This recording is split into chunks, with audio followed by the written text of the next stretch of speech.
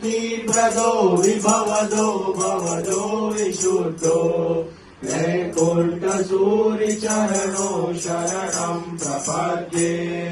विश्वेश्वरो त्रिजगतान्तमताञ्जनानां तापापहो सुखनिधि शमलो प्रशान्तो कीर्तन्यशो घनगुणो मदो प्रसिद्धो वैकुण्ठसूरिचरणो शरणं प्रपद्ये।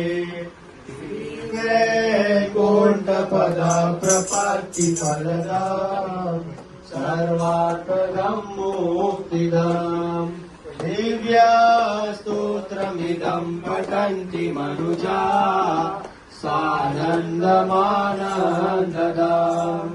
ये ते यान्ति परं पदं सुमनसा पूज्यं प्रसन्नानना धन्याः समा भवन्ति नितरा